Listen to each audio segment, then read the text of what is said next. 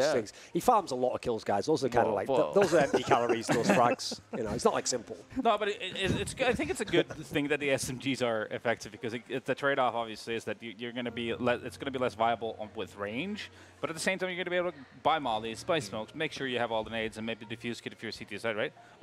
So I mean it's a good thing. I just like to imagine that what happened is Valve devs finally actually played CSGO and they were like, this is really annoying. I'm getting shot in the head by this gun that costs $500. And they were like, imagine if I could kill them with this SMG though, running.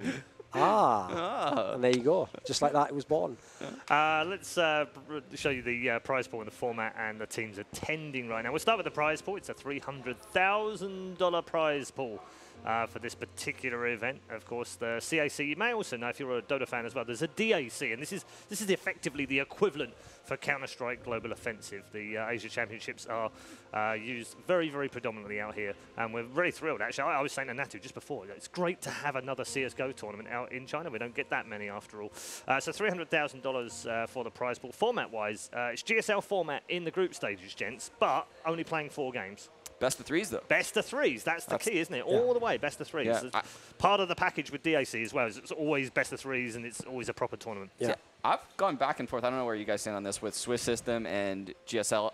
And I think I'm at the point now where I want to see more GSL again. This is actually the format that I would want. Double limbs throughout the entire thing. No tiebreakers. I mean, that's got to be great, right? Yeah. I think the problem with Swiss stage, in my opinion, is the teams end up playing each other in best of 3s the entire time. And they almost play like meaningless best of 3s that they need to win to get to the playoffs. And then they rematch in the same format of best of 3. Right.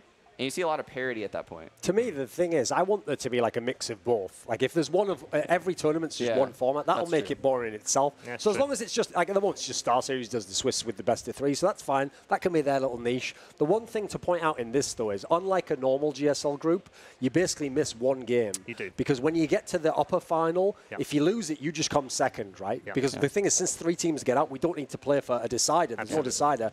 So then the lower bracket, if you win that one, you come third. So the point now is we don't have that final match we used to have, which if you remember the old majors, used to be the best of 3 to get out, where Sean used to lose a lot of times. It's funny you should bring that up, because that's kind of what I was going to bring up. I just thought of it when I saw him, you know. He's here, so.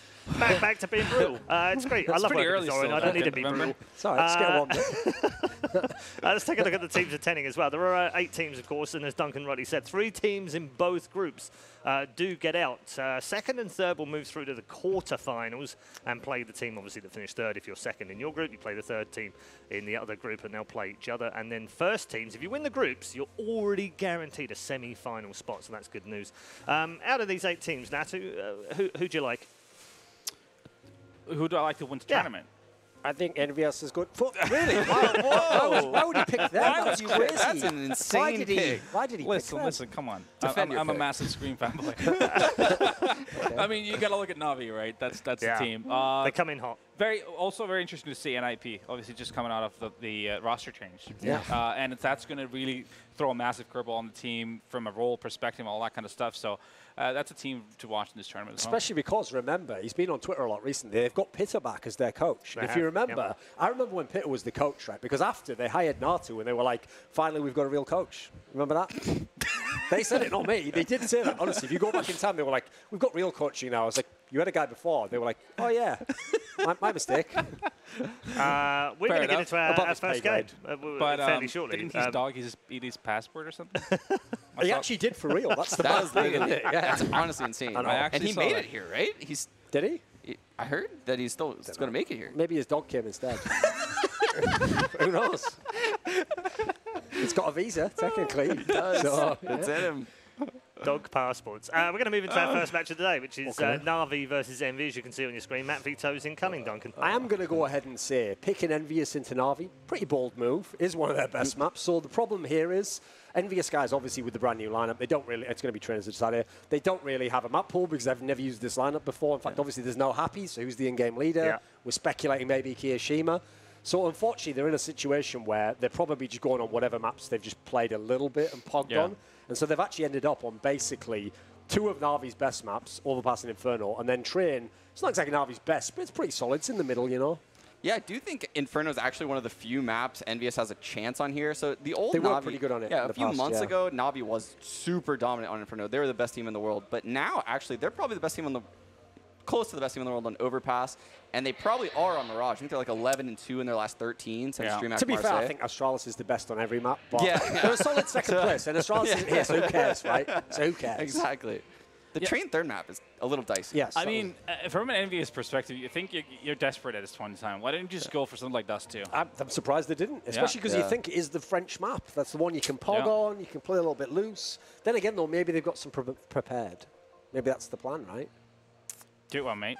That's a great joke. Isn't it all right, though, for Envy to be playing Na'Vi in this first game? You like, play them now, you've got nothing to lose? I think so. I think they match up decently well because Navi's that team that's slow. They don't really have a lot of executes. EnVyUs is probably pugging. They lost Happy as their in-game leader at this event. They don't have RPK. There's the danger, right, for Na'Vi. You know, what kind of mindset do they come into this with? Yeah. Because obviously they're the massive favorites of this tournament, and they're going to be facing off against Envy with a lineup that hasn't played in single official before, right? So there's nothing to really go by. And they will, I'm pretty sure, have pretty much a YOLO kind of an attitude coming into this, and that can really reflect on the way they play. And if you win the right rounds with that manner, sure, things can kind of spiral out of control. But in a best-of-3 scenario, obviously, it's very unlikely. Sure.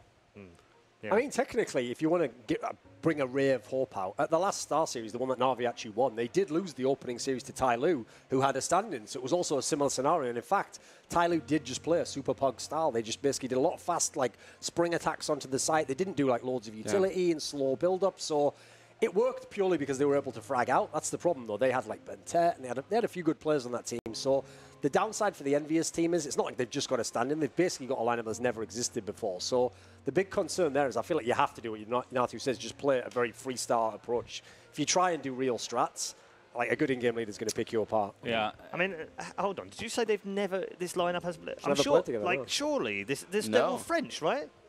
No, French, Yeah, but the- Belgians? but the I problem is- thought all of them have played with each other The over problem the is last 10 years. Hadji was in the academy team for EnVyUs, so he wasn't actually in the pro team. He was Right. like, I think he played like a month or something in the pro Yep. team, and then obviously Sixer was out for a while because I mean, he's Sixer in and his they CS also benched XMS. They also benched XMS for a while. Yes, and yeah, now they they're bringing did, him yeah. back. Now Yeah, that's bring when him back, Hadji yeah. came in, yeah. Yeah. And then eventually they realized we've benched all these people. Why don't we just get rid of Happy? And I was like, hello, that's my idea. I was saying for years. Yeah. Yeah, you must be quite happy right now. Yeah, I am not just because of that situation, but also because your Lord has come back as well. Existence? Yeah. He's not at the tournament, so it No, would no, be a but bit not here, egregious but- to just spend 20 minutes talking about it. I'm certainly looking forward to it, yes. It's a little. It's both at the same time, isn't it? It's like Existence is back in the French scene in the best team with Shox and Kenny S, and Happy's just nowhere. So, you know, And all Spitz. I'm going to say is sometimes you make a wish. I don't know. G2 struggled on that first. They never played a game before. Yeah, What do you want? give him a bit of time. They still beat Luminosity, NA qualifier, 2-0. Then again, they're just Brazilians, aren't they? So, you know. Brazil's not very good nowadays, guys. Brazil's not very good nowadays. Are you watching that other tournament? No one is. I'm trying to save him right now. In my script, it says, stop Thorin from getting fired. It's the same thing I get in every script that I get for a CSGO event. Let's show you the groups right now, because we didn't get a chance to show you that. The two groups, of course, split into A and B. Group A looks like this. We've got Na'Vi, Envy, NIP, and VG Flash Gaming. VG Gaming, of course, a legendary team out here in China who recently purchased the team and added them to their roster. So a very tight group, Natu. I mean, Na'Vi, the heavy favorite, obviously, going into this. But apart from that, I mean, NIP with the changes, Envy with the turmoil there, and then you got VG there as a bit of a joker. Yeah. I could see a world where they beat Envy to be the third team to go into the playoffs. Yeah. People will forget, actually, they were the team where at the last Star Series tournament, in their first series, they almost 2-0'd SK Gaming. 16-1 them on the first opening map. They map. wrecked them. So it's not impossible they can do something, especially, again, since the EnVyUs team, no one even knows what to expect. At least VG Flash is a real team, you know. Yep, And it's super hard to play against the Asian teams because even though you can go down and watch the demos and kind of try and learn what they do, but then to put them into actual practice in a match, if they do like these really unconventional pushes in situations that you wouldn't imagine they would do them, especially if they're individual based. You know, And they if have if some good players, Yeah, actually, exactly. yeah. If they time it so that you don't really expect it to happen, then if that happens in the right moment of the game, you're wrecked, right? So, yeah, definitely see a world where they win a game. Let's take a look at Group B. Group B. There we go. Heroic MVP PK, which we'll come back to in a moment. Tyloo and Virtus Pro. I hate the whole, there's a group of death and a group that looks pretty easy, but I think it's pretty clear here which the easier of the two groups is right now. It's not even an ES Force tournament. How did this one get drawn? The reason why I think this is okay, though, is because 3 teams get out of each group. Yes. So, And I mean, only one the team point. is going to get snubbed from each So group. only and they're VP is gonna going to drop out Exactly. of this one. Here's the thing. Now, if VP doesn't make it, it's like, come on, guys. What do you want us to do? Just joking, obviously. Pasha's confidence was pretty shaky when I was talking to him yesterday. Okay. Was it? Yeah, he was not too confident about them. He said they switched a couple things, but they're probably going to have to switch more is what he said. I'm like, what is that even? That's not the right mindset. No, going to that's the not a tournament. good mindset. One of the wildcards in this team, you call VG a wildcard in Group A. In Group B, it's going to be MVP. These guys, we don't see them outside of the Asian region all that often, but when we have, they've looked okay, not spectacular. Yes. But in region-wise, they've been really good. Certainly one of the better teams. I mean, you have to realize when the Chinese teams came up, actually Korea still wasn't on the map really. They didn't even have a server. They weren't in a position to really compete. And you saw those first efforts they made were pretty bad. Like they were getting wrecked at everything. This team, not that terrible. In fact, almost beating Virtus Pro at the Star Series 1 ago. Season 4 in like, I think it was like February or something. They almost won a best of 3 there against Virtus Pro. They played pretty well. So They were supposed to win that game they as well. were actually, yes. So not impossible they can cause upsets as well. And the good thing as well is they're actually also a real team. They've practiced. Yeah. And the other factor is they're coming in with a couple of roster moves since the last LAN. So actually, if you go and watch the old demos like the rest of the teams presumably, they won't exactly be doing all that stuff entirely. Yeah, I'm surprised actually you didn't pick up on the big theme in this team is the fact that they've got 3 players who are older than either Sean or Natu. Yeah, they have legends from 1.6. Like, they have players that I looked up to, 10 years ago from 1.6, which is kind of crazy that they're still in the scene. They have a player who wrecked me in an A-map duel in 2004, I want to say. Okay, which one? Was it Solo? Yeah. Was it? Yeah. Solo's I'd never in heard of there. him before that. Just came in, kept like crouch peeking behind boxes and headshot me through them. That's like, nice. All right, Humble. fair enough. I like the fact that you remember those, because they're the ones you do remember, aren't they? I do. Termi's also in here as well, Glow as well. These guys go back a long way. I mean, we were talking this morning, weren't we? Like, we were thinking that it's Istro was probably the first iteration, WCG, I think, and ESWC, and then We Made Fox was the next one, and then Project KR. It was technically Project KR at the beginning, but they looped back when they ran out of an org, because basically it wasn't an actual org at the time, it was just like a team, and then they eventually got those StarCraft teams that you're talking about there, Yeah, and they were kind of, because there were always 2, weren't they? There's like whenever we get these competitions, there was always 2. Lunatic High with the other ones, and there was always the balance of power, which way is it going to go, who's going to qualify for the next event, and for people who actually don't know, because I heard this a lot, funnily enough, until Overwatch came actually, that everyone was saying, the thing about Koreans is they can't play FPS games now. I was like, no, they don't. That's the point. They don't, and that's why they're not good. But you've seen, even in Counter-Strike, a game they never played like massively, they had some very good teams. I mean, these teams were making the finals of majors. There were some top places back in the day, so you have to actually, it shows the Korean work ethic, because I know actually, sometimes they even told me they were just practicing dry running strats. Like they didn't have anyone to practice against. Crazy executes back then. They were doing really innovative things back then. All right, I'm going to cut you off because we could talk all day about the old history of CS because we've got plenty of old boys here on the panel. However, a couple of the newer persons are in the commentary booth right now and they're ready to bring you game number 1. So let's go over to Anders and Vendetta.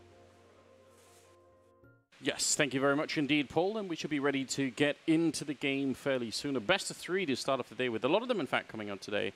Van, how are you doing? I'm doing pretty well. I'm surprisingly not jet-lagged. Yeah. And I can't really explain why, but 99% of the time whenever I go to Asia, I just end up being absolutely destroyed for the first 2 or 3 days. So yeah, for some reason, traveling east is impossible. It's worse. I can't even explain why, but it just is. It just, it messes with everything on the inside. Like my head doesn't function. It needs some time to adjust. But somehow, managed to do pretty well for myself up till this point. Really good news. Yeah, I can't wait for this game. I mean, obviously Na'Vi are going to be the favorites, but I actually think the French are just going to love this kind of Counter-Strike. I think I had a great time. I was surprised. So when we were walking up here, both you and Sean were like slightly optimistic. Yeah. Now, obviously not, going all the way and being like, EnVyUs are going to beat Na'Vi, but you were like, yeah, they have a chance. I'm on the complete opposite side of that. I'm thinking this is going to be like one of the quickest best of 3 of the entire tournament. It's just going to be an absolute bloodbath, and Simple and Electronic are just going to have great fun. Zeus might even hit 20. Well, I mean, if it starts off good, I think if Simple and as you said, Electronic are going to have a good beginning, probably it's going to be a little bit rough for Envy, but I don't know, like if Scream and Kiyoshima just start to have like, because I don't think they're going to have any pressure on them, right? They're just going to have a good time. That is definitely true. There is literally zero expectation for EnVyUs to do more or less anything at all. The one of the issues that plays against them is obviously, you know, as they mentioned on the desk, this is a lineup that hasn't played in a single official game together. So they don't have a map pool, so you can't win the veto, right? Like that's just straight up loss from the get-go on your side. So when you've allowed Na'Vi to get overpassed, it's a pretty rough task, just regardless of what team you are. And it doesn't necessarily get better as you move further into the best of 3, right? Like Inferno is not a bad map for Na'Vi either, and then you close it out on Train. Look at Na'Vi running what is essentially the Astralis strategy of playing pistol T side here, trying to see if they can close out towards the restroom. Actually, they're just going to get shut down. Simple being run into by 3 players all at the same time. It looks like Zeus was good at getting a kill back, and XMS is quite low on health. So, yeah, maybe EnVy want to think about turning this around. Streamer's got 1 kill at least, so it's still a 3-on-3, and it's not exactly clear who's coming out on top. Now, EnVy are trying to see if they can crush it from the other side, and somehow they're going to be able to win that fight. What a strange pistol. Electronic needed like 10 more seconds. He definitely did. Needed to connect with his first shot in the first duel he ended up having in an underpass there. Na'Vi do like an okay job sending the tide initially with Zeus picking up the rotation coming in through underpass, but they take too long. They get staggered in their positions and get caught out as... There's a pretty nice pincer movement actually from EnVyUs. I think it's Screen who kind of leads the charge through the tunnels by water to catch 2 Na'Vi players out. It's really interesting because supposedly the strength of this kind of a tactic for Na'Vi is that you can reinforce the bathrooms pretty quick, but I feel like they sort of overextended, you know, just simple saying, listen, I'm tired of waiting. Yeah, waiting for like 5 seconds. Let's go. A little bit over eager. I guess that might have been a call from the guys playing bathrooms. Like, yeah, we're hearing a ton of steps through bathrooms, expecting them to run through it. So Simple just wants to get the early drop on them, but definitely works out for the Frenchies. And I guess you talked about how they, you know, needed to prevent Na'Vi from having a good start. This is obviously the way they build any sort of hope of taking a map. Yeah, good news all around. Haji died to the bomb at the end, which I'm not even sure why. And XMS almost died. So they actually did have 4 players alive. I think it's at 3, but that's not bad at all for EnVy. Doing a fine job at the moment. Yeah. And no, what are we going to see out of them now? It's actually now just straight force buying, isn't it? Yeah. Got that scout on Simple. We've seen what they've been able to do with that as of late. We saw it. Obviously, like, you know, if you go back a couple of tournaments, we've been running around on Nuke, just getting people through main, that kind of stuff. Like, obviously, any weapon you give to Simple is just going to be a nuisance to deal with, really. And again, if EnVy is a team that's probably not going to be as cohesive as you would have liked to see from a pro team, obviously, considering all the roster changes they've gone through. If they start, you know, approaching this in a slow manner, which they are right now, they're setting up a default, which is, you know, from, I guess, a theoretical point of view, the correct way of going about it. Yeah. They could very easily run into Simple being aggressive, finding just tags on multiple players before they actually get in close towards the bomb site. It is dangerous if you're EnVy right now playing sort of, you know, if you're going to be playing the whole game as like sort of a default approach, then there's a good chance Navi's default just will be better because of obviously being a real team, as it were. Yeah. We'll see. Scream just spotting a single person down in the monster tunnel, but not really able to spot anybody else out. And there's under a minute left, actually 45 seconds on the clock, and the bomb is now making its way towards the A side. So we have to expect that's probably where they're going to end up. XMS looking to boost. You can boost on top of the balloons if you really want to. I'd be super excited if they tried it. Yeah, it's also not possible to throw nades through the strings of the balloons. That's gonna be go badly for you. Done that multiple times. Well, they open it up just fine. Simple. Oh, that's a good headshot. That's the bomb down. He wants more. That's so dangerous. They've got to find a way to block this out. They actually have very few grenades, but they should probably use some of them to get a bit closer. One more headshot coming in. Absolutely ridiculous display coming out from Simple. He's walking down the whole team with just one scout, and they've even done some damage. XMS is going to be going down. That was with the assist of Simple, and Na'Vi are going to win the round. 3 seconds left on the clock there. I mean, this is... What are we seeing? And look at what they what they close out the round with as well. 2 AKs and a Galil for free.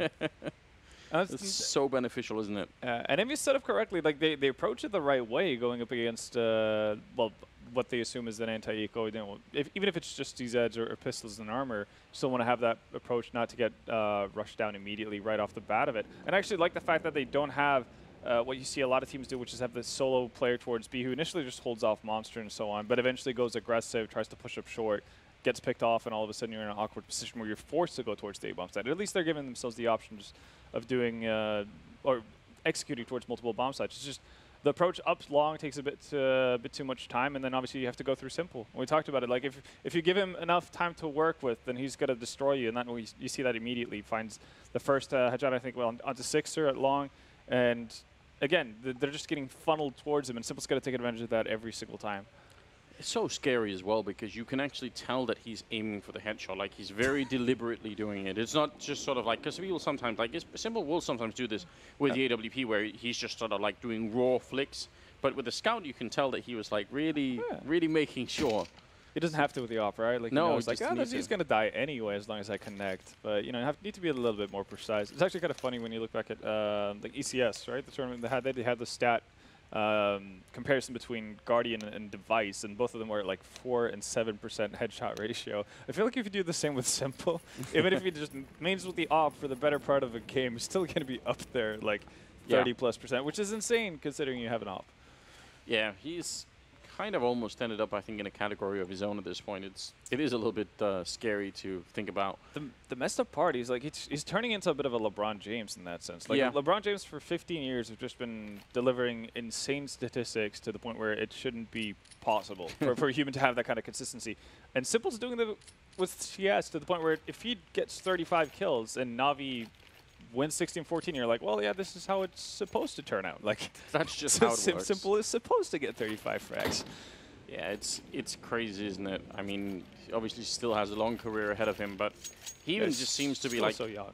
Even outside of playing the official games and the practices and everything else, like he's still just playing more Counter-Strike on top of that. He just can't stop himself, can he? I think I saw a Reddit thread today, actually, this morning, talking about how Simple, compared to the other pros, play like more pugs, like over the double amount of pugs compared to any other pro player.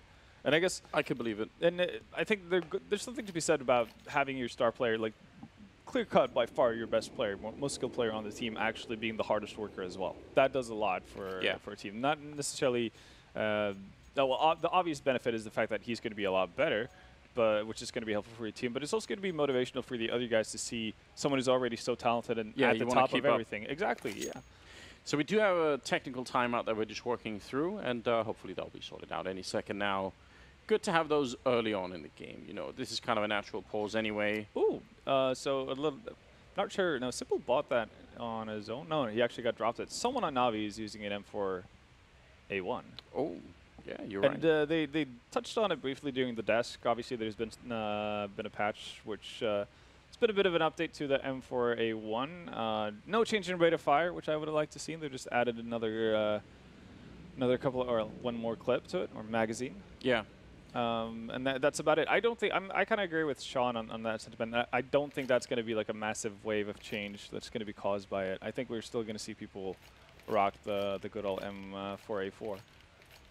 Yeah, I suspect that not much is going to change. Although I do like the update in general. Like I think it's just in the right direction. Yeah, solid update in overall. So obviously the Skybox change to Mirage is going to be interesting. I love that. And I think one of the French team that's not here, G2, I think they're going to be shouting from the rooftops, saying that as well. Yeah, the Source Boys. Exactly, the Source Boys finally not having Skybox limiting them. Again, that was a big part with CSS, how it was played. The fact that there wasn't a lot of mid-game. In CSGO, you see a ton of mid-game being played out.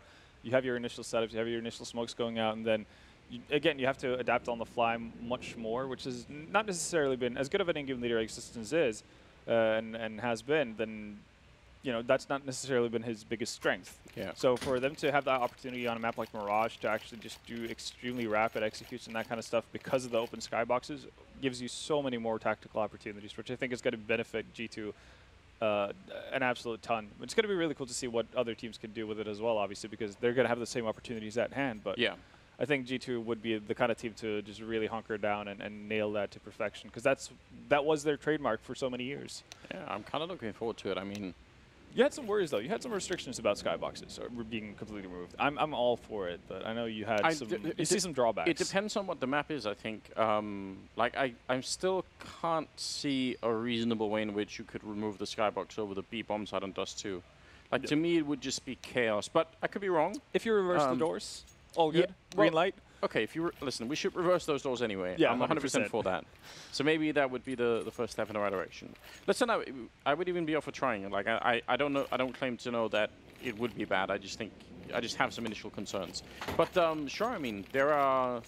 I mean, on a map like Inferno as well, if you removed all the skyboxes, then you could get some really interesting, like smoke. Obviously, we know the smoke help that you could usually get from Archway towards B in the old version. Would be the only limitation I would put up, so people can't do that, at least from Arch. Yeah, but like, if you just took the same approach and removed all the skyboxes in Inferno, then you know you would just have one B defender almost the whole time, because even from pit people could do it. So I think the one upside of if you put up the skyboxes around the Arch area, right? Like the one benefit you would have is that I'd say that smoke is much more valuable to have on the quad side pit area than the Arch side. Arch you can kind of happily give up. You don't necessarily use that smoke. It's not that often to see like quick wraps around from Arch side. So I think it's much more beneficial to keep your smokes on the pit players and so on. So if you were to use the smokes to smoke off B from that area, then you would at least have to rotate players over again.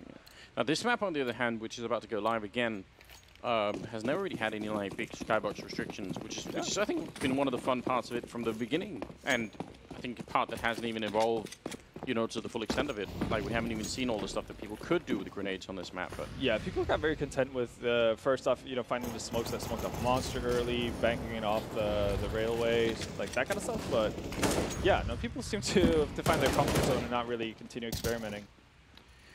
It's a nice idea with the flashbang setup. I think it was Haji putting it up so that they could rush into the L bend and catch somebody. They'd almost caught Edward, so it kind of almost worked out. But ultimately, they're going to be swapping out, picking up a couple of, maybe I think one Galil or something there. And then Haji is going to be left alone. They only got one kill on Zeus, which I think might not have been entirely worth it. So, yeah. And considering what Envy put into this round, it might have been a little bit of a misstep. This is also going to be fun to see. Obviously, now it's an envious team not led by Happy. How's the economy going to be managed from their side? Again, we don't necessarily have a clear-cut idea of how they want to play, what kind of roles they're taking up and everything. Can't be worse. But yeah, no, I mean, that is fair. So we might see some ops coming out to play, but that said... Why has it become just a sport of ours to just rain on Happy's parade all of the time? I don't know why. He's kind of made his bed in that sense. He hasn't really done himself many favors. I don't know. Like, the thing is, obviously, I think, unfortunately, that because we did spend so much time creating this meme around him sort of baiting his teammates and all that stuff, like, he's actually just a very nice guy, and he's actually quite fun to talk to at events. Like, I just feel like we've done him a disservice in that sense. Pretty good at the game, too. He's very good at the game, so, yeah. But the French scene is something else at the moment. It's not quite clear where it's going to end up. It's for advanced users, that's for sure. It is definitely. You need to have developed a certain taste to appreciate the complexity of the French scene. It's his turn to be out in the wilderness. Like, Existence had like a couple of years. Just now it's take an Existence spot for now. Well then, Zeus is bored of waiting, and with the MP9, he's going to be just fine picking up the kills. That's 3 of them in a row. Actually, make it a quad kill. Why not? Don't want to be giving that many kills to Zeus. The bonus is obviously going to be great. I want to see if Zeus goes hunting for this. They know where he is now. Edward not having any sort of plans of giving Zeus that ace. That's okay. Still enough money picked up. Zeus is also going to be able to pick up the M4 that Electronic dropped initially. So all good in the neighborhood for Na'Vi. Managed to stack up a lot of cash. Don't necessarily lose anything from it either. So both anti-ecos only dropping 2 players in total. Could definitely live with that. And even though we saw Sixer being in a position where he did have 3K leading into this round, not going to opt for a glass cannon op. He's going to go for full utility in AK. But this is really where the real test begins for EnVyUs. They had the perfect start in the sense that they won the pistol, but what can they actually offer once Na'Vi are set and Envy actually have utility to use? So they make it past the first shot from Simple, which is always good news. I'm not sure how they took damage. Was that a grenade from somewhere? Yeah, no, it had to be a grenade. But Electronic still has his, and I think, isn't he the one... Edward doesn't have his, though. Yeah, so maybe Edward was the one put it out. Same thing with Blamey as well, yeah. so... Kind of an interesting thought. A little bit of spam coming through, taking some of the attention away in case somebody comes out the door. Maybe they'd be looking for Zeus instead. And Simple holding a very common corner over at long. See if they can find a way to flash him out if they're going to go that direction. So far, they've made some progress across the map, and they actually are a bit low on utility, maybe a bit lower than I was hoping for Envy at this point in the game. Yeah, no, they still have 3 smokes to work with here, so they can still set up for an execute towards any sort of bomb site. The only issue is that they only have 1 Molotov left at this point. So I feel like they kind of have to, well, they only get 1 shot at clearing out the bomb site here, and it's probably going to be towards B eventually. Now they're just setting up behind the smoke, seeing if they can find an easy pick onto the bomb site, but Simple's not playing passively at all. He's walking in, scoped up to the restrooms. Think about how dangerous this is. If anyone walks around the corner, he's immediately going to get shut down, but they've all fallen back, so the rest of Na'Vi, because of the forward position, are actually able to rotate towards the B bomb site, and they're going to have a pretty good defense at this bomb site, actually. 15 seconds as Envy try and make their way in very late in the round. This is dangerous. If the bomb goes down, that's a problem. And Electronic going to pick up the 1 kill and just lining them up. Absolutely no way in, and that's going to be the round. No bomb plant either. Electronic, that was a great angle that he found there. That was really well done, playing it from the backside of A side, and also, of course, the smokes that are being put down by the 2 initial bomb defenders, which is Edward and I want to say Seuss. They put down these smokes that makes obviously obscured vision for EnVyUs. They only have 1 Molotov to force anyone out of positions, but they can't necessarily go on it because of the smokes that Na'Vi have put down. Wait, those were only 2 of the kills that Electronic got. I wonder if we could see the 3rd one. It's a mystery. Yeah, I'd love to see it. Xmas is going to fight through the fire and flames. Do you know, Vendetta, that you can shoot through that bomb on the that box on the B bomb I side? haven't heard, actually. Yeah, you haven't heard? No. So I'm just able to give you that information. I'm surprised that more people haven't actually caught on to that. Yeah, listen. Apparently, it's common knowledge at this Moses knows at this point. Moses definitely knows. He's figured it out. Yeah. Luckily for him, he's all the way in Brazil, so. I guess for Na'Vi right now, they haven't really had to resort to that kind of plan B. As long as you execute everyone from enemies before they even get a bomb shot planting down the bomb. You know? That'll do the job pretty good, wouldn't it? Yeah. So, boosting over to try and see if they can end boosting on top of the balloon. I'm so happy that they're doing this. Finally, teams doing it. And I guess this is kind of the fun, because we talk about how we're not necessarily seeing too much innovation at the highest level, you know, tier 1 tournaments and whatnot. And that's partly because they're just too busy to really conjure up stuff like this. But yeah, you know, for isn't too busy though. Yeah, it was like, but for Envy, who don't really have anything to lose, they might as well try all of these cool quirks that they see, and just give it their all. Anything that can give them a slight advantage, right? Yeah, would have been great fun if they could have found a kill like that, but unable to for the moment. Flamey going to be taking down Screamin' because they don't have any armor on the Envy side. It should be fairly easy to clean up here. Haji with 1 good deagle shot. It's always fun, simple, a little bit paranoid. Actually, if he hit that shot for the wall, that would have been, I mean, the headshot would have been great. Haji does get 1 more kill, and that should at least give a bomb plant, which is great news. Still very hard without the armor to win those kinds of 2v2s. Flashbang comes out, but 6 is completely caught, and no chance. Was close, closer than it should have been. They're going to pick up the AWP and defuse the bomb, and that should be a 5th round for Na'Vi. Yeah. Envy is getting a bomb plant without any sort of utility really to speak of. Just Haji being able to land 2 nice shots there to open up the bomb site. That's more they really could have bargained for. And I'm curious if we're going to see an upcoming. I'm assuming Sixer does have the money for it, obviously, with the bomb plant going down. So he could go that route, and he's going to do that as well. Still has money as well to pick up some utility. But again, it's a bit of a different beast. Like, Sixer's never been renowned as the craziest operator in CSGO, and now he has to go up against Simple. So do you actually do you put Sixer towards, you know, the A area, see if you can contest long with a couple of flashes, maybe get Simple out of position, hope that he re-peeks? That's how you find your opening, or are you actually going to put Sixer in a more of a passive spot where he's just trying to find people peeking out from the bomb sites? Yeah, I would probably do that. Like, I would probably try and hope that maybe you could sneak a kill in on B or something. Yep. I feel like even if you flash Simple out of that position, it's just going to be very tricky.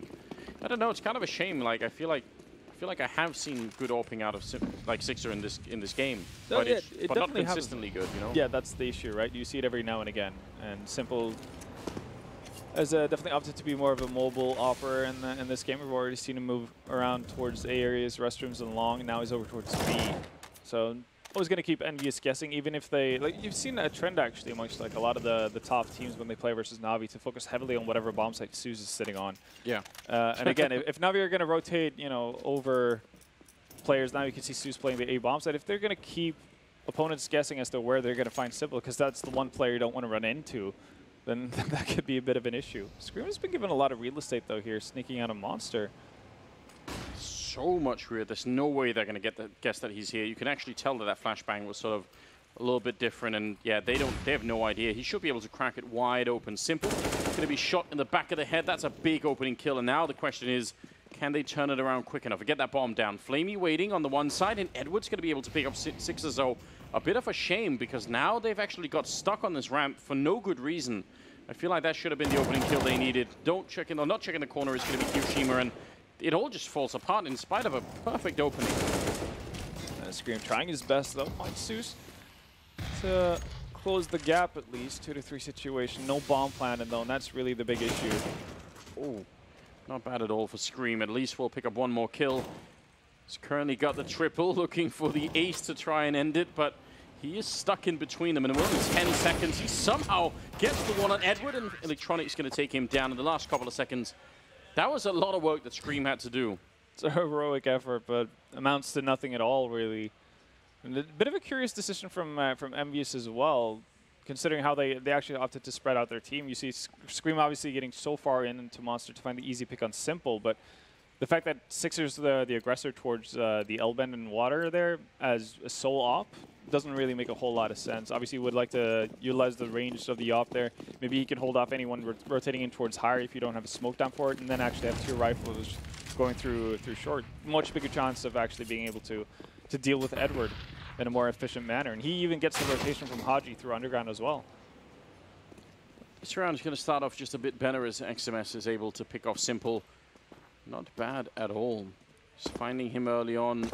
Zeus jumping to peak, which can be very dangerous behind these boxes. He will have a bit of backup on long at least, but he's just currently waiting and buying time. Electronic is sneaking his way around the back, and Envy getting one more kill in here. This is looking a lot better than they kind of needed as well. Electronic getting caught, so very wise in this round for Envy.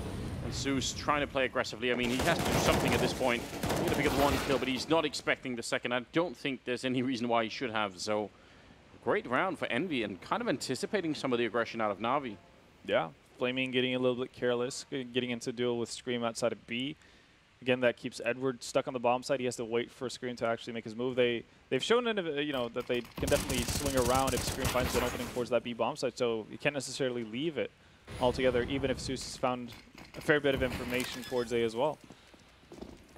Solidly done by EnVyUs, though. The only thing that's a bit of a worry is that round is basically won off of the fact that they find picks. So XMS obviously opening things up on Simple, but like, it's great that it nets you around, but it also puts you in a position where it's not necessarily something reliable. You can't expect yourself to win out of these duels versus Na'Vi players time and time again. Yeah, I think that's a concept that we don't sort of get to bring up maybe enough, but obviously there is a difference between winning a round off of, as you said, sort of individual battles that you just happen to win, and something that can be repeated. Like, it's the repeatability of a strategy that yeah, obviously makes it worthwhile. And not clear yet that Envy have cracked the code entirely. And as you said, I mean, part of the problem is because Simple is kind of all over the place. You don't know, you kind of almost have to spend the first part of the round figuring out, like, where exactly is he, and how do we account for that, and how do we build a strat around that. Yeah, and obviously they're going to be able to maintain their economy, at least for this round, so they're going to have utility going into it. But one of the issues is when you run down to the lower ends of the budget, pretty much, for EnVyUs, if they start being under pressure, is that you have to account for Simple potentially being aggressive. So how much utility do you want to spend to actually get control over balloons or restrooms and so on? In instances where you might as well just be on the bomb set the entire time. Oh. Looked like they wanted to rush it, but that Molotov lands so deep, and now they're going to get caught. Edward picking up that kill on Haji. Envy Watch, they were having everything ready for it. They had the grenades in hand. They wanted to get in that monster tunnel, and this is going to be a bit of a problem. Grenade goes in, does a lot of damage, and now they're funneling in one at a time, and Flamey is loving every part of this, and Edward's going to follow it up. Just a perfect shutdown here for Na'Vi, and absolute disaster here for Envy. And actually double up picked up as well. So reset for Envy. Absolute worst case scenario for them in that sense. Sort of an attempt at just saying, okay, we kind of won on the A side. Like, let's just try and get this B rush in. We've actually surprisingly, that does work a lot of the time. The B rush is like still a powerful strategy. Yeah, it's very hard to hold off, but it also does rely on you actually being able to put down your smokes as you need to, right? Like, Flamey's not really under any pressure from this position. He's able to find 2 easy frags before he needs to reposition as well. And it's stuff like that that can't really happen. A much better start now, though, Sixer. Having gotten his hands on the op, actually, even with the wonky buy coming out from EnVyUs, so finding the opening to Edward. Still, though, no committal. Actually, Scream is so far forward compared to like where the rest of his team is. Sure, he's got backing from Sixer if there were to be a pop flash and some aggression coming in from Zeus, but they don't really have too many ways of pouncing on it. The bomb's still over towards the fountain area. Scream's actually going to find Zeus as well. Yeah, in spite of the fact that they Molotoved him out of there, so that would have been otherwise a pretty good play. Still a man down is Na'Vi, and we'll see what they could do.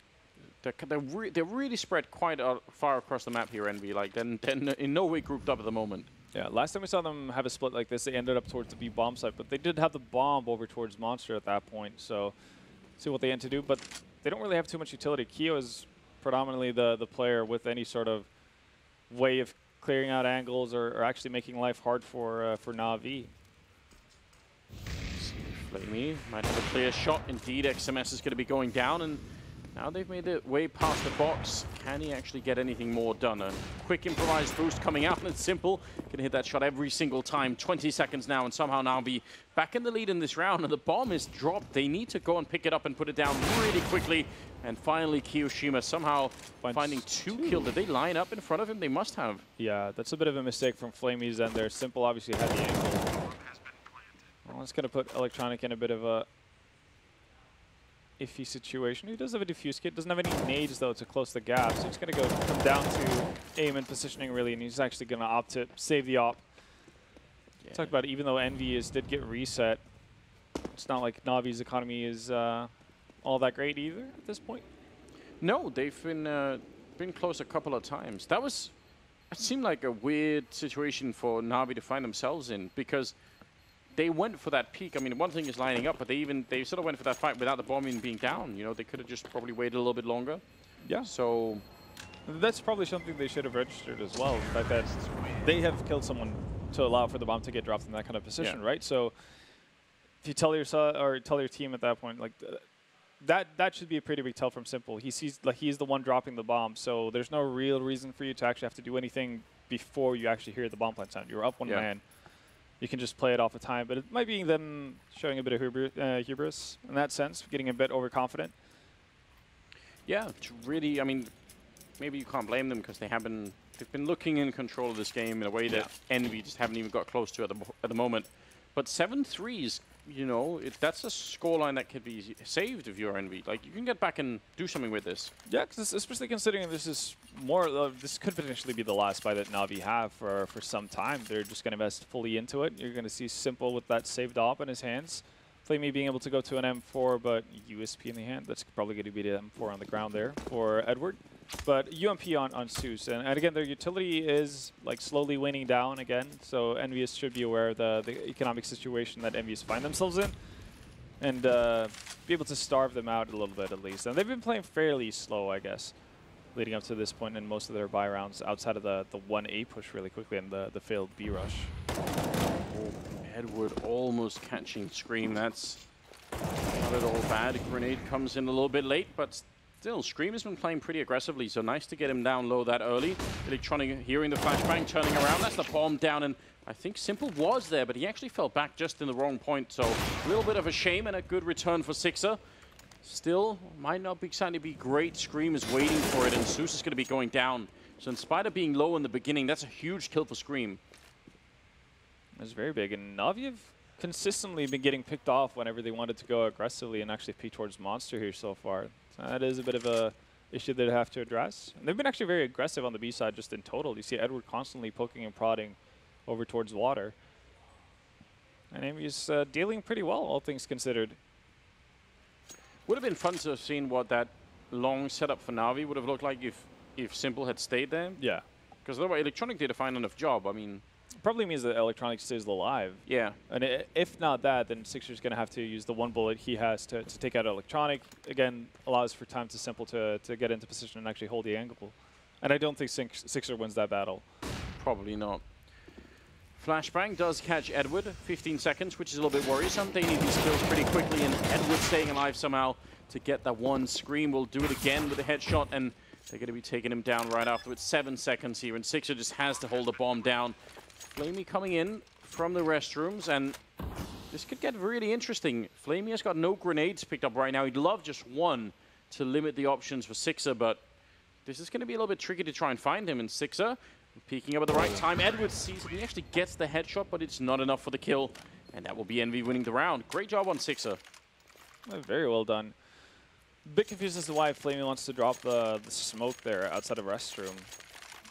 I mean, it's fair enough that, you know, Sixer probably has an op in that kind of scenario, but I think if you ever want a shot at actually defusing the bomb, you have to hold on to the smoke into the later stages of the after plant.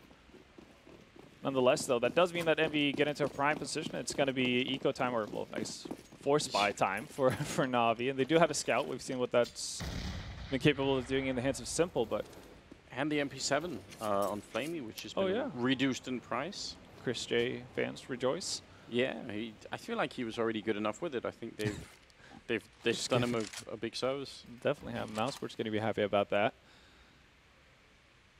Let's see, though, if they're going to be able to do anything about it. Flamey dumps the gun a bit early. Still actually going to get Keo there. That's a situation where Keo probably should be able to find Flamey as well from that kind of a range. Yeah, it didn't seem like a necessary fight to be losing, although they're still in a pretty good position right now, and they're just sort of weighing the options. See if they're going to use Scream again. He's been just so effective, I feel like, at getting these forward positions. That's kind of interesting. Yeah, no, even though he's been dying quite a few times, it doesn't really matter because he is the one creating space for EnVyUs over towards that B-bomb site. And you'll take that any given day. Wouldn't that be an interesting addition to Scream's level of play? Because I feel like throughout his Counter-Strike career, at least Global Offensive, I don't know about Source, but like he hasn't been like the person to take the initiative a lot of the time. He's just been taking fights that have been there for him. You know, he hasn't been like the one to actually come up with the idea. So rarely forces the issue in that sense, or like puts people into an awkward situation, because even in an equal situation, he's got solid enough aim to win out those duels 90% of the time. As I say that, he will lose out versus the ZZ on Edward. So 2v3 situation. They have gotten the bomb plant down, which is a pretty significant change from what we've seen on a lot of these B takes from EnVyUs. So no real reason for them to show themselves at this point. Sixer does take a tag from Simple. So does XMS. I want to be careful here. They don't need to move at all, actually, at this point. They could just wait for Na'Vi to make their move. Yeah, and that's pretty much what they've done. So even with the tags, it's going to be just fine. 3 versus 1. The bomb is absolutely going to go up, and Simple is just hoping that he takes someone with him, or at least sort of get them as they run out the bomb side. Not going to happen. And that will be another round for Envy. Now it's getting a lot more interesting. I'm kind of happy that they've managed to turn it around, because it was looking like it was just about to be a complete stomping, but not quite the case at the moment. Yeah, so the passive default's working out for EnVyUs so far. They only really got punished on it, or by it, from the second round. Otherwise, that slow tempo is working out. And again, yeah, like seeing Scream actually being a lot more assertive in the way he's playing is definitely paying off for them. I mean, again, there's probably going to be less pressure on Envy just from having the current constellation, current lineup. So maybe that's what Scream needs. I mean, that has, I think, been a criticism that's been leveled against him more or less from the beginning, is that if you can just give him like straight aim duels, he's great. You know, you love that, but you don't want him making too many decisions on his own, which is kind of an important part of Counter-Strike. So, you know, that I think that has been like a bit of an anchor around his neck in terms of Counter-Strike. It definitely has been. Again, like if you want to give him as much freedom as he probably would have thrived in, he needs to make better decisions, and that's not been his forte. He's been very strong mechanically, but you need to be a well-rounded player to have that, or to be given that kind of responsibility and actually being worthwhile giving it to. Edward with the aggressive setup, similar to what Electronic used a couple of rounds ago. Not going to work out, not going to net a kill. Barely does any damage as well, actually, onto Haji. Once again, starting off well for EnVyUs. Yeah, and not even, I mean, they gain a little bit of ground from that kill, but they don't just rush in, you know, like they sort of take it slowly and make sure they cover all the important positions, which is what you want. Zeus, with the actual Zeus, is going to get found. No taser. Bit of a unfortunate angle for him there, especially when being crouched. Like half your body is going to be shown. So unless Kyo actually just comes barreling down, that's going to be an easy spot for him a lot of the time. Zeus to the second power. Math fans love it. Math fans all around the world. Right now, EnVyUs fans are starting to get pretty gleeful. And again, just being very measured about what they do, how their approach to everything is. Not even though they find 2 openings towards that A bomb side, deciding not to barrel into it. Just figuring out the lay of the land. It's going to net them another round. Even though you do see Flamey holding on to an AK, that's not really the biggest issue in the world. You're going to have a Na'Vi purchasing up in the upcoming round anyway. So, yeah, it does give him the one-shot potential, but I think you're okay with that as is right now. Yeah, big turnaround for Envy. I'm really impressed by, especially because they kind of stuck to their guns in terms of playing a slightly slower style.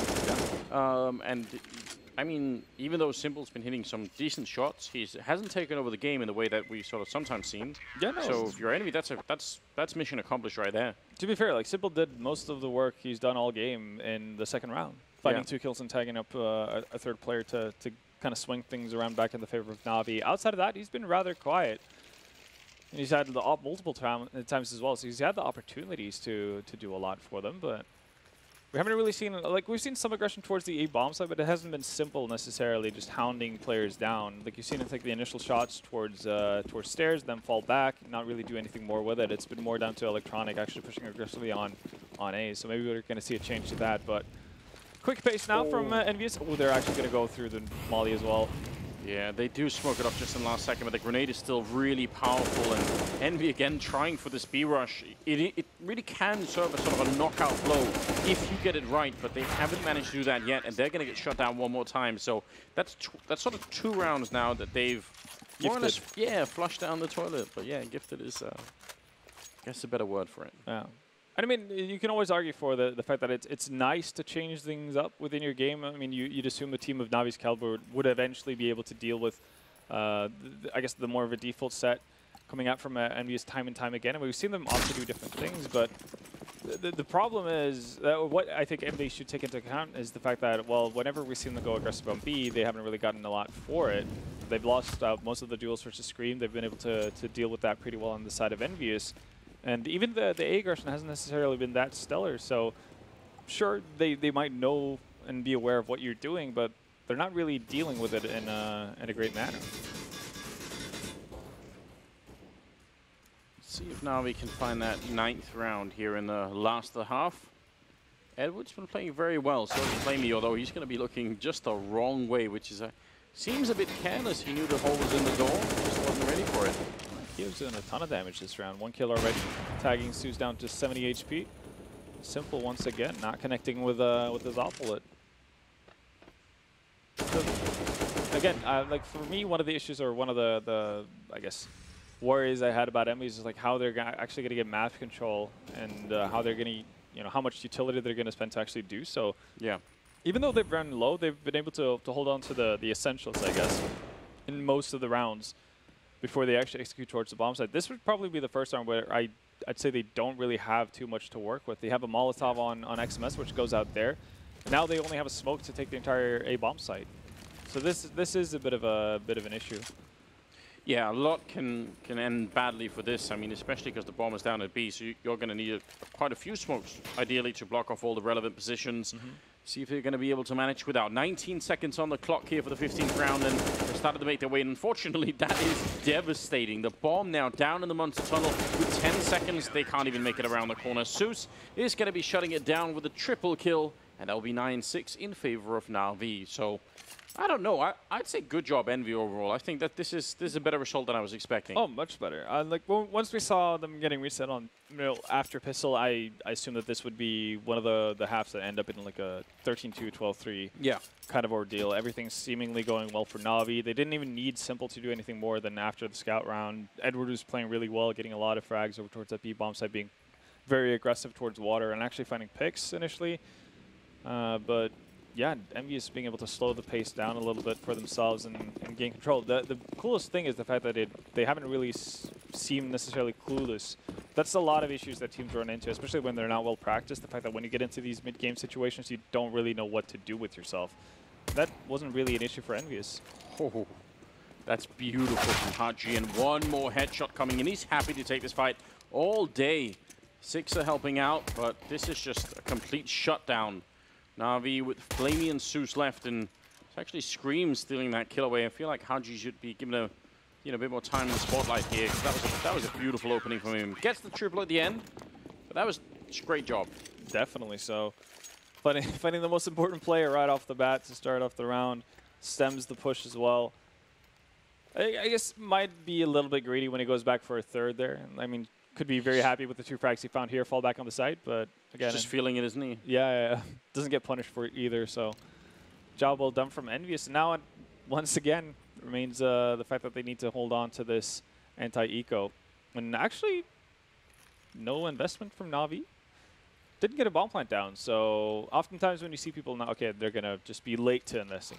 Just a little bit late. Yeah, but you're right. You've seen a couple of times, Na'Vi actually being one of the teams that started doing it more and more, especially on a map like Train. They wouldn't get the bomb plant down initially, but they would drop AKs. They would drop an AK for Simple, they would drop an AK for Flamey, and then just go with that into the third round, which is obviously an unexpected buy for a lot of the CT sides. But when you have strong enough individuals on the side of Na'Vi, you can actually afford to do that. You get armor and AK, that Simple is favored to win 99.9% of duels he takes. Yeah. I mean, you could, especially if the other team has dared to buy, like, 3 or 4 SMGs, like, then you might actually be in a great position. So, I mean, even if you swing it around, right? Like, if they go with rifles, so they're better equipped to actually just take the straight-up duel, they don't necessarily have the utility to force Simple into an awkward position. They can't necessarily pop flash him all the time. Like, if you've gone for head armor and a Colt, then you don't have that luxury. And Simple's going to win that duel if you come peeking into him. So far, handling things just fine here on the Envy side is now we've lost Zeus and practically lost Edward as well. And I don't know what the plan exactly was for Na'Vi, but whatever it was, it got shot down by grenades. They just had to sort of like run through the smokes and even Molotovs. I think it wasn't a good look. It's like the half-committal version of what we saw Envy doing on their B rush. It's just like Na'Vi deciding to opt out, Envy decided to opt in. They were ready. Yeah, might have ended up with the same results, though, pretty much. Flamey and Edward down to 5 HP. Do have a deagle in the hands of Simple. That could mean things can still happen. You never know, do you? It's always a chance. It's always a chance. Oh, no, Flamey. Really wanted that weapon. Yeah, he ended up with none. He just couldn't pick it up. On Sixer with the scout over towards long. Similar position to what we saw Simple work with. Going to take a bit of a deeper angle, though. Actually, this is an angle I'm not a big fan of if you have a scout. I'm actually curious to how the gun tip is going to show. Oh, okay. Still going to get the drop on Edward. Electronic's going to know about his position, but he does have backup from Haji. And now there's only one player left. You can tell they're on to what's about to happen. Yeah, Electronic just hoping for the timing, and eventually he's going to get peeked there. Looks for the fight, and it's so close. He's not going to be happy at all. Just kind of gave up. It's in like midway through that. It's like, no, this is not happening. Isn't walking out at all. But great news for Envy. They're up now to 9-8. 1 round away from tying up the game here against Na'Vi. And again, I mean, we've said this so many times now, but Na'Vi just aren't emotionally the strongest team at all. Like, it's very true. And I mean, it's kind of a unique position to see as well. I guess Simple has made massive strides in becoming more of a measured player in that sense, just from an emotional point of view. But I think it's obviously helped massively the fact that he hasn't done poorly almost ever for the last 6 months, right? Yeah. So him actually having a really rough game for his standards, if that's going to be something that kind of weighs on his shoulders. I mean, we sort of reached the point now where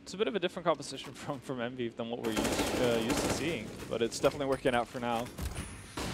Maximus does take significant damage, though. It doesn't go down, though, and that's really the saving grace here. It's going to be able to post up in a much more passive position and actually swap her out with Kyo. But here's the issue for Na'Vi. Like, how do you get in towards this bomb site with 3 men on the site for EnVyUs? As long as they just dodge the most basic flashes, you should be able to get favorable duels. Scream waiting. If they had a Molotov, then it would be no problem. But as you said, they just don't have that on the Na'Vi side. So he's buying time. More people are coming in. Flamey will open up. That's a big kill on XMS. Scream in a little bit of trouble. Where's the backup coming from? Kyoshima going to get one. A great follow-up. And actually a triple kill as Kyoshima closes out the round. Quad at the end. So they were able to get the first important kills, but they didn't have enough to deal with it. And that's 11-9 in favor of EnVy. I was very scary for EnVy. I mean, we talked about how Na'Vi were running out of utility, but there was only 1 flash left. Luckily, though, that was a supreme one from, I think it was Haji who threw out the last flash there, and that's what allows for Kyo to get a 3K. Because initially, Scream is stuck behind barrels. He doesn't have anywhere to go. Yeah. I thought Kyoshima would take a much more aggressive stance to actually help out Scream, but they were just happily sacrificing him so they could set up for the bomb, for the pop flash later on.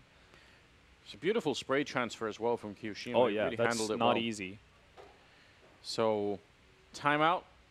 I'm not sure if it's. I would assume this is Na'Vi having to talk to Mr. because that was again big investment from them. They decided to go all in, and they seem to be investing into this round too. Yeah, which is interesting. They're not going to get head armor on everyone. They're going to get very limited utility once more, and they haven't really been able to. Well, I guess they got in towards the B bomb site, but they were never really in any earshot of actually getting a bomb plant down.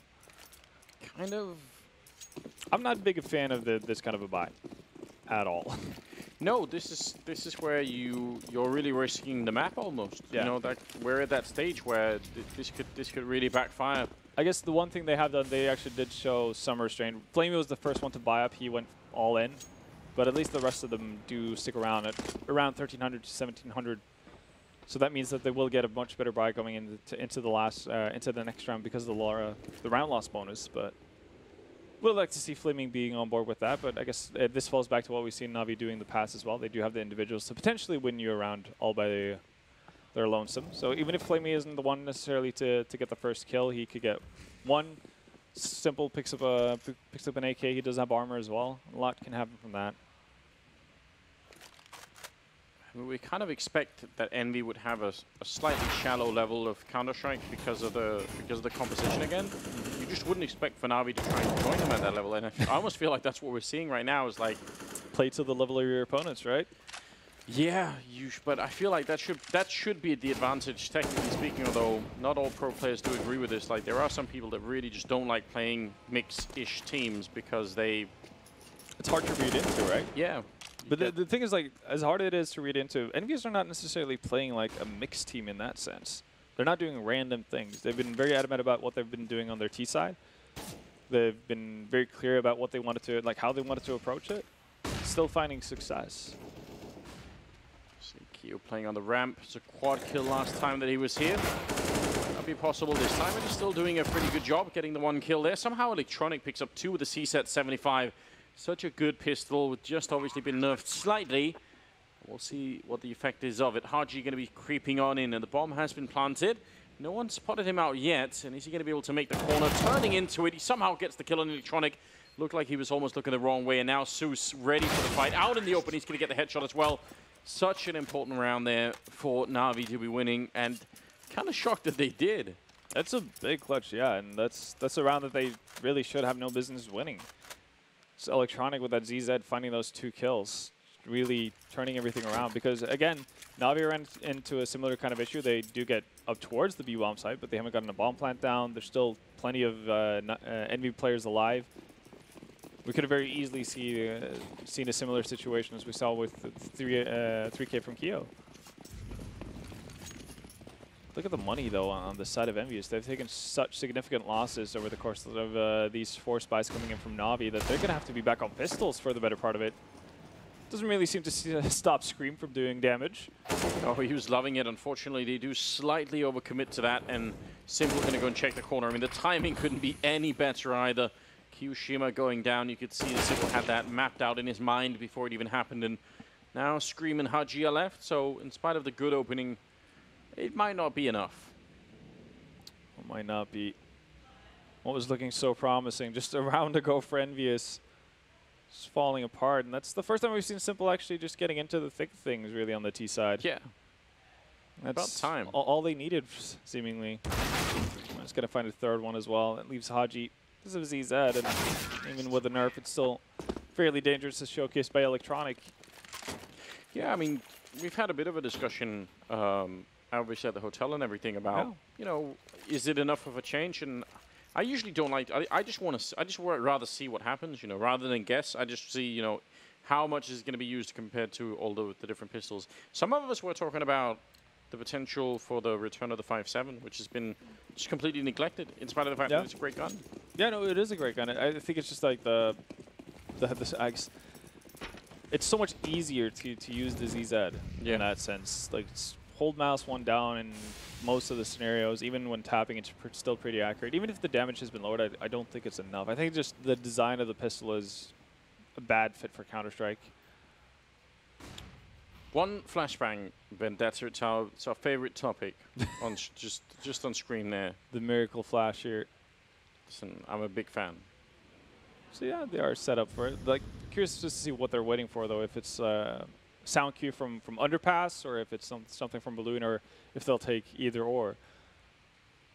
But judging from the flash, it's going to be for anyone making any noise by Balloon.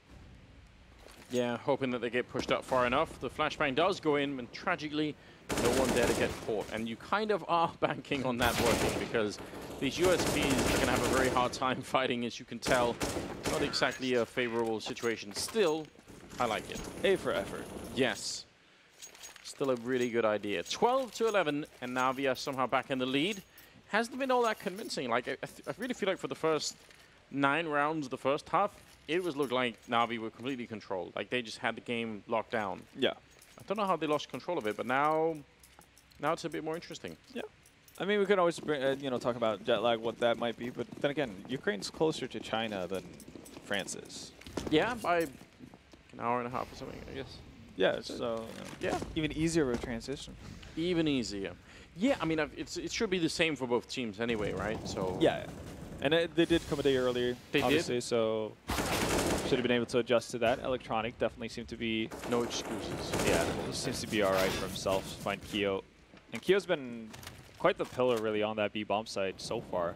It's a pretty big get for them.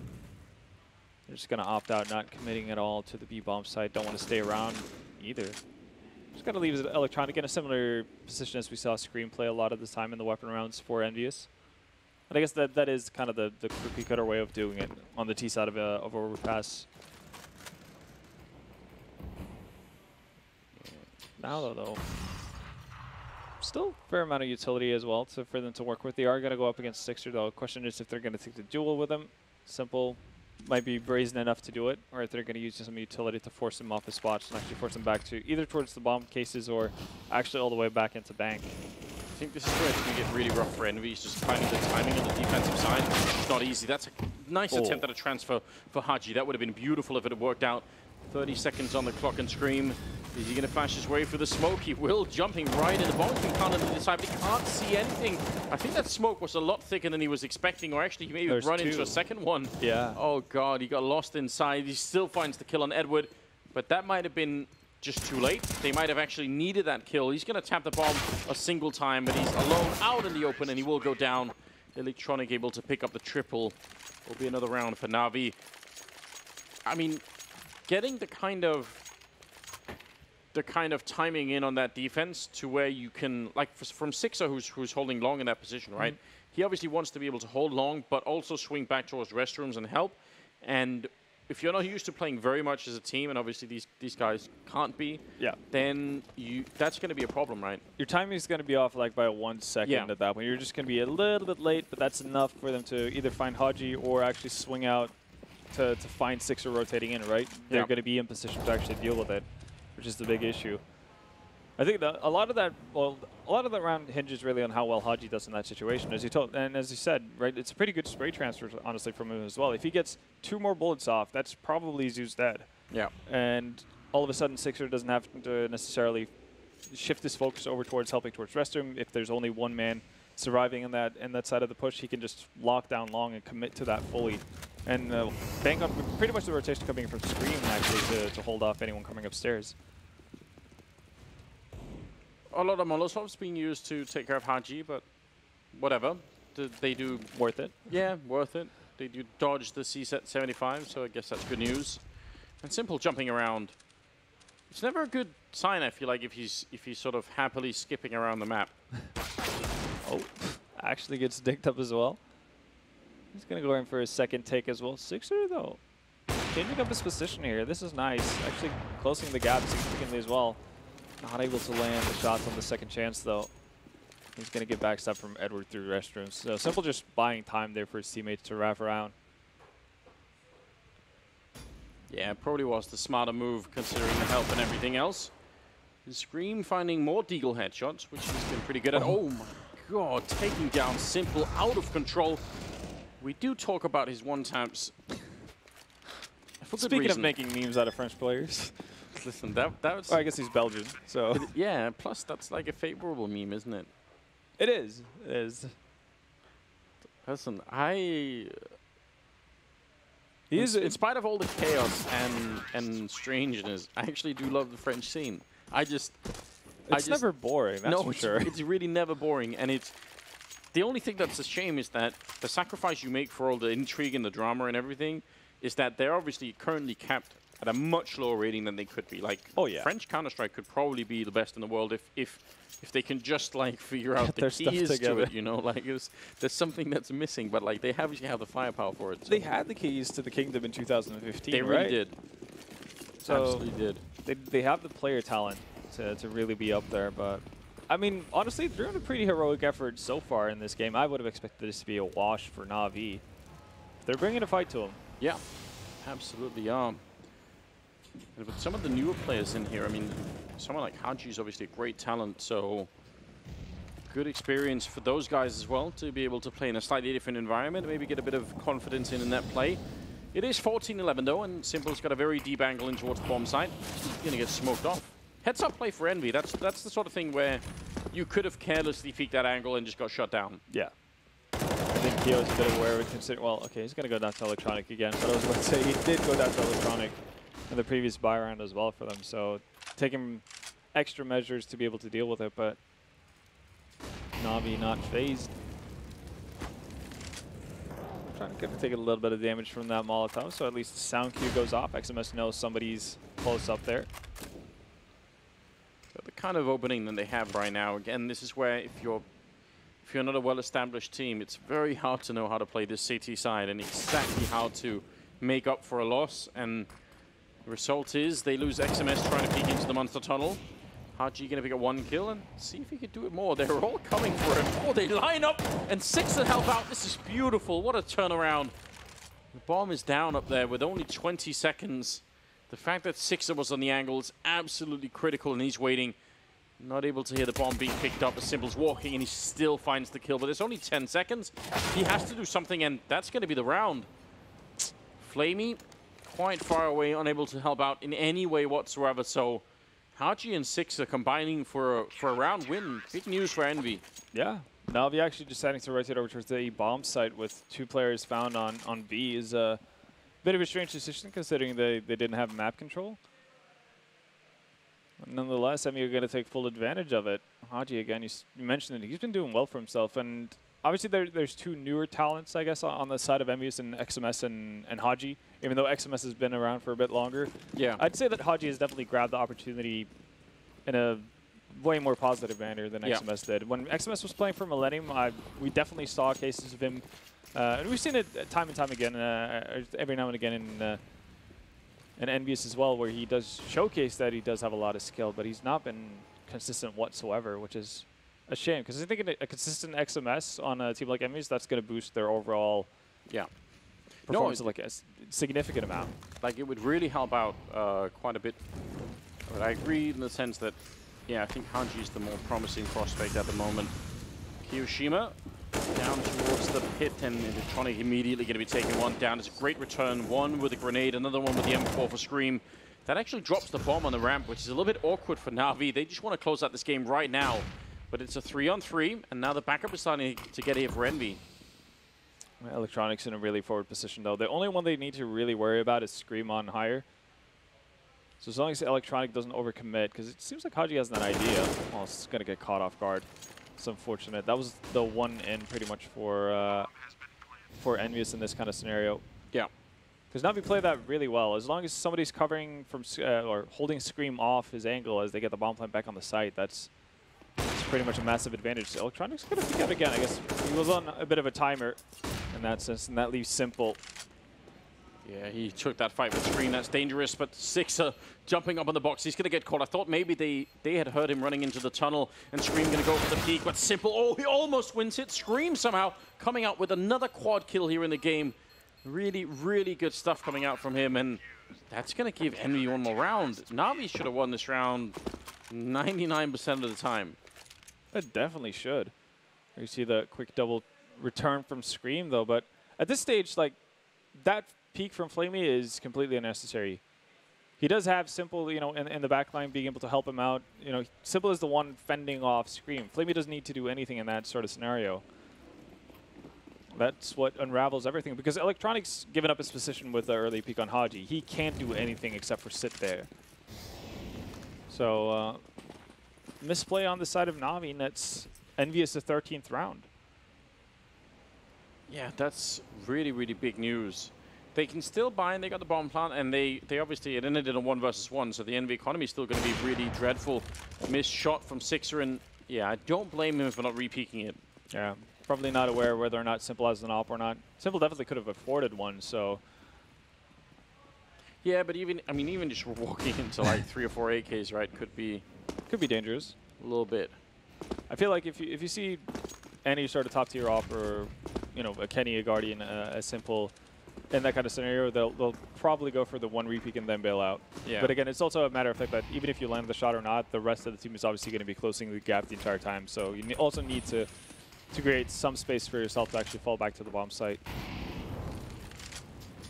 Na'Vi seem pretty committed to ending things on this A bomb site. Nate's flying in.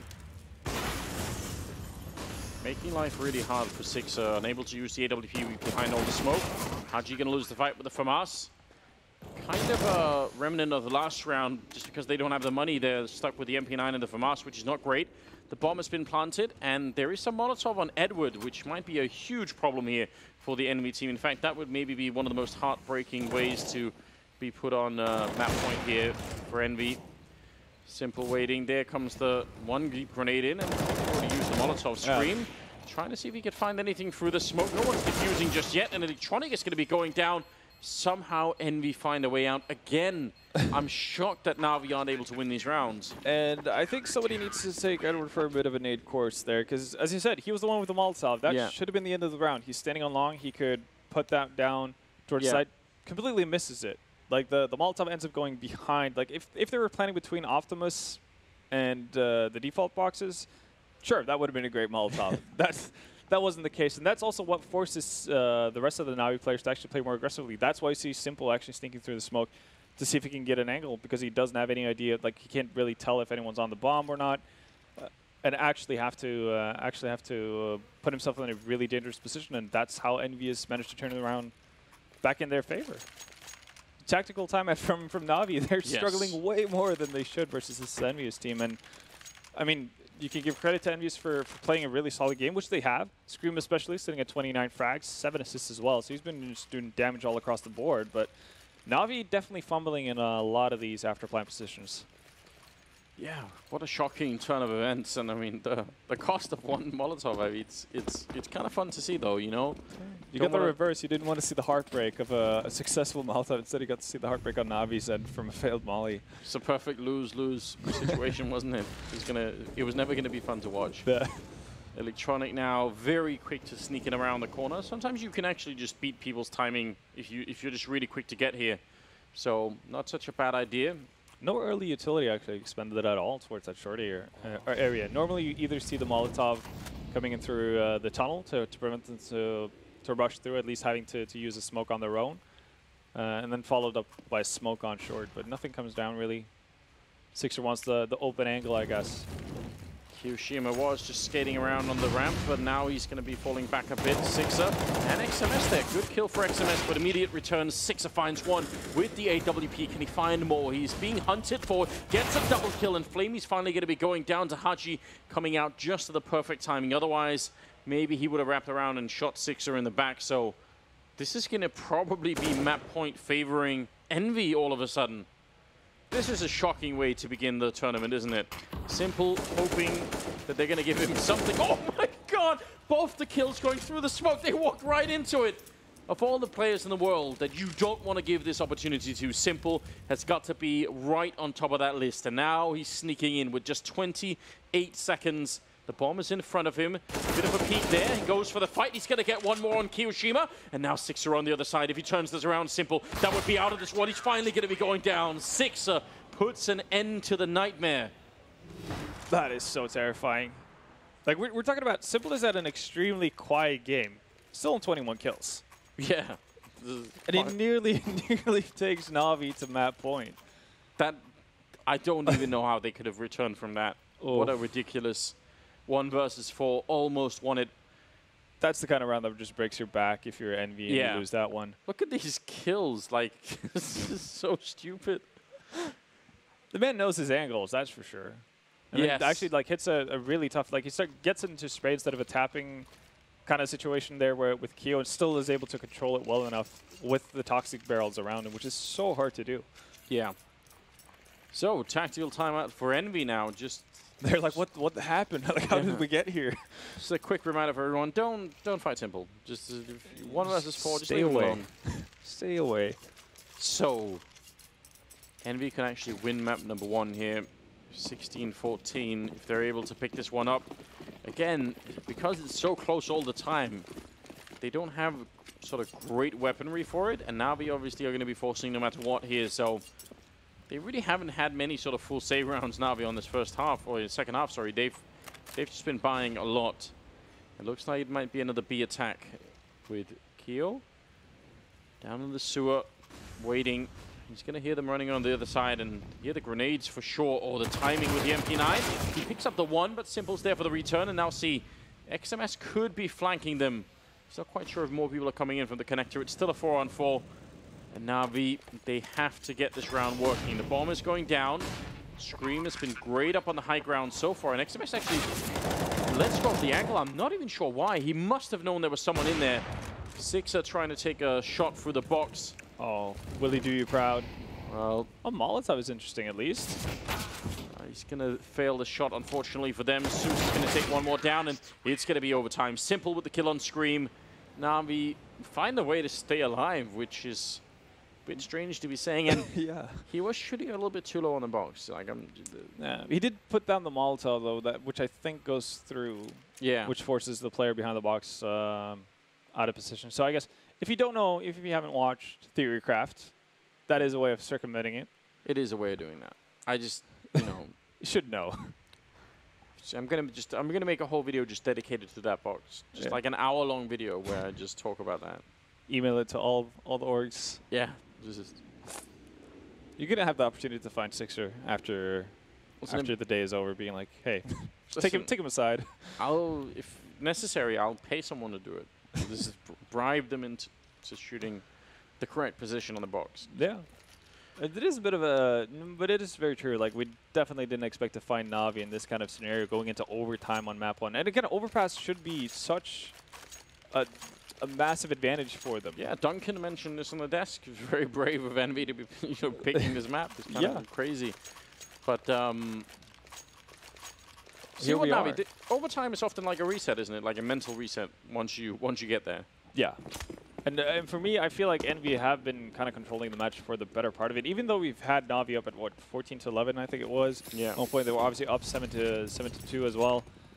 Even if you negate this or if you exclude the start of the game, it feels like Envy has been within earshot of winning the game the entire time. So I feel like if you're going to have a reset now, which overtime kind of usually plays out to be, that's going to be in favor of Na'Vi.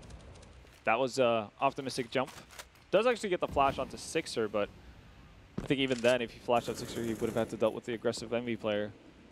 Yeah, that flashbang needed to hit a lot of people for like both people, but one close, one really far away. Yeah. Flashbangs don't really work that way generally, so Sixer almost could have gone down to the same kind of or a similar kind of bold leap. Let's see. It's interesting as well because they obviously would have had the money to buy the AWP on Simple, but again they don't do it.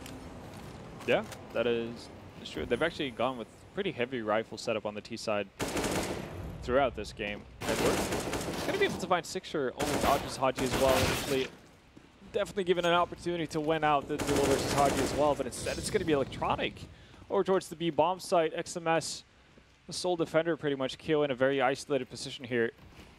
Does have some backup though, but Na'Vi are going to get a bomb plant down.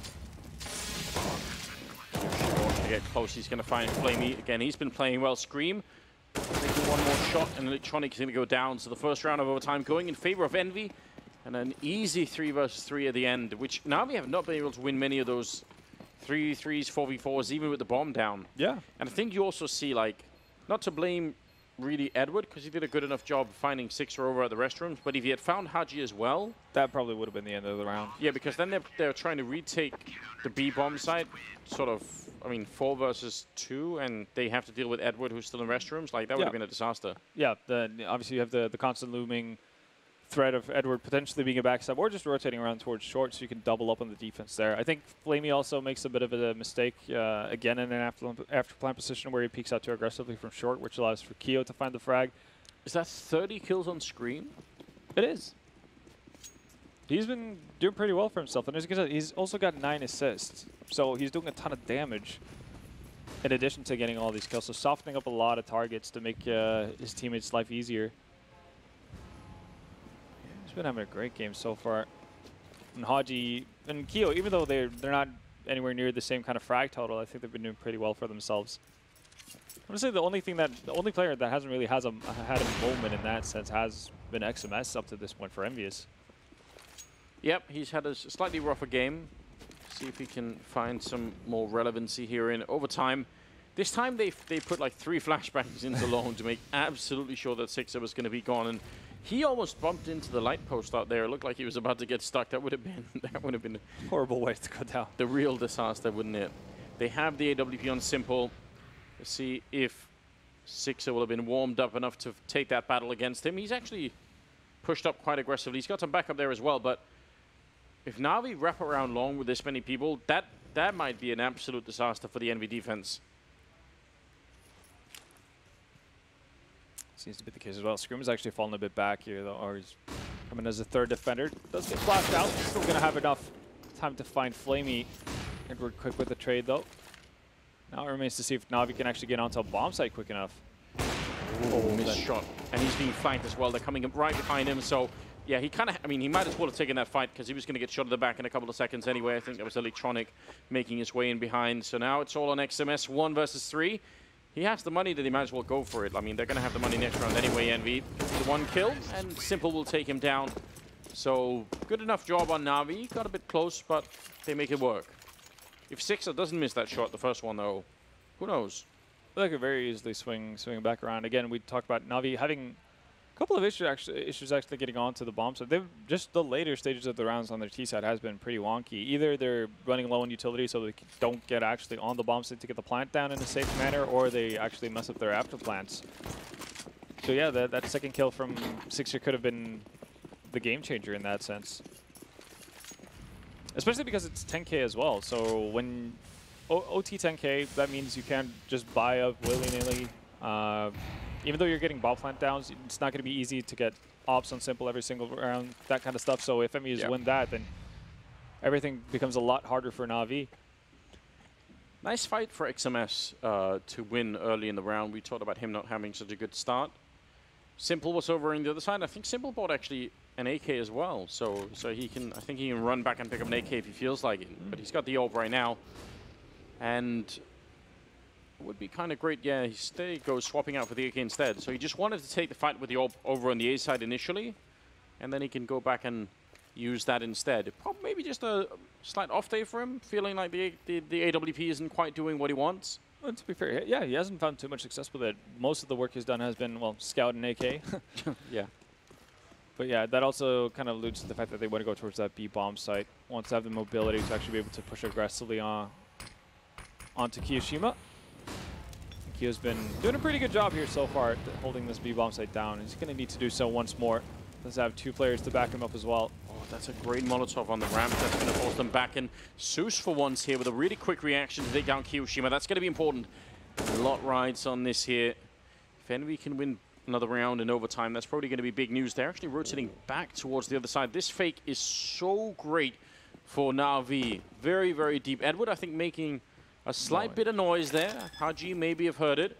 Going to go for the peek, and Edward will still shut him down. Yeah, this is a deep outplay coming out from Na'Vi, although the wall bangs coming through is absolutely great. Scream will take down Edward, and Six is going to be going down next. It's still a 3-on-3, even if, sorry, a 2-on-3 as Six drops here, and it should be almost impossible here. Scream has been playing a great game, but this 1 versus 2 out in the open, and Simple will take him down 17-16. Na'Vi end in the lead on their T side in overtime. There's still work to be done here for Na'Vi, but they do manage at least to win the first half. That was an incredible fake. Oh, yeah. And I think that you could see the rotation happening even before Suze is able to find Kiyoshima. They've already drawn EnVyUs out of the play. I think there was 3 Molotovs used for that fake as well. Yeah. So just heavy utility gone into it, working out beautifully for Na'Vi. And I mean, considering how they play their after plans normally, I mean, that's definitely what they need. They need every advantage going into that. Just add into the fact that Scream is just playing like a monster right now. Yeah, he really is a bit of a terrifying force. Edward's going to be peeking in. Somehow Scream wins that fight anyway. There was someone there behind him that could have maybe tried to spam through the soft spot of the B-bomb site, but not able to at the moment. Flamey just not even worried about someone coming through the smoke, ready to take that fight. That might be really great info. If Flamey's going to be looking in the monster tunnel and seeing nobody, that could be good information for them to work with. Yeah, they've fallen for that trap a couple of times, though. We've seen Flamey try to go aggressive through monster and then run into the gauntlet that is Scream right now. So might see a bit of a more passive take from them, and they might just take the, I guess, the vision that they see as the information, play off of that. Again, we're going to see the balloon boost coming in here. Listen, I'm just so happy that people are doing this now. It is really cool. We definitely should see more of it. Not exactly, strictly speaking, on the realistic side, but no, you do get a fair amount of information off of it. You know, nobody's playing aggressive by tree. And again, anyone who's playing that long area is never going to be looking over towards that area. No, just definitely not. Electronic, very forward position behind the smoke, and yeah, they're going to let him escape. They can't really do much. Oh, actually, somehow Kiyoshima, in spite of stepping on the grenade, and that's a bit careless for Electronic. I mean, he could have probably held that angle as he fell back, but not going to be able to this time. Simple takes one and making it a quick double, taking down XMS, and this is exactly what they need. Simple's obviously come alive in this game now, which is troubling news for EnVy. One more kill, this time with the USP, shutting down the EnVy push, and there's no time anyway, so Scream, he can pick up a couple of kills at the end. Again, he's had a very good game. Is it like 35?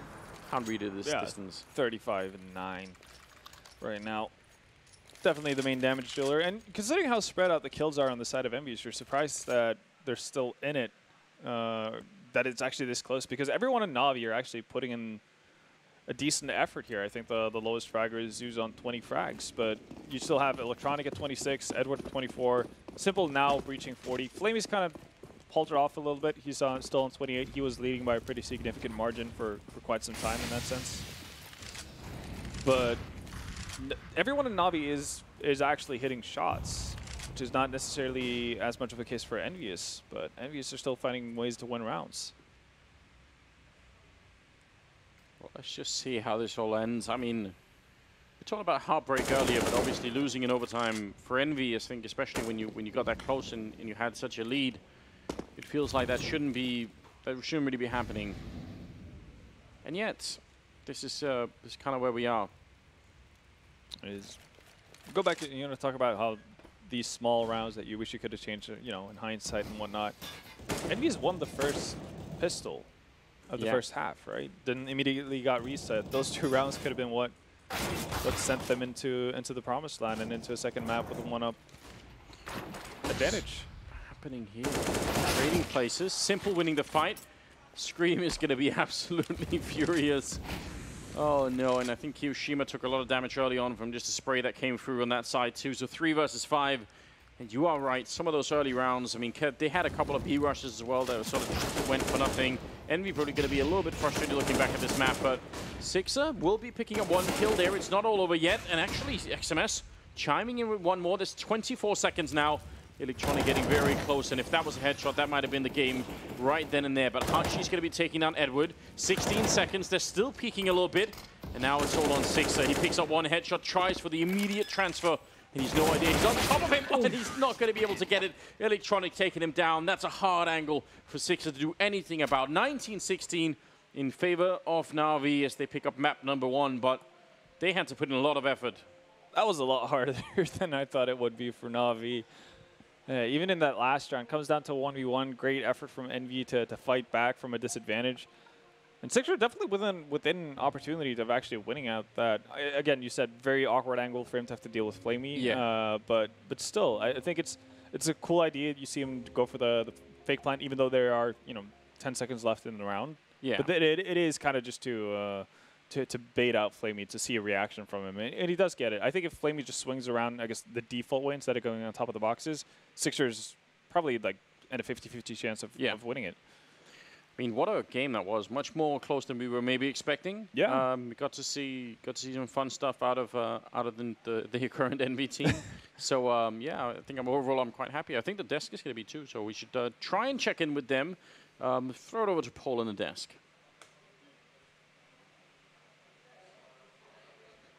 Oh, break first. Break. Fair enough.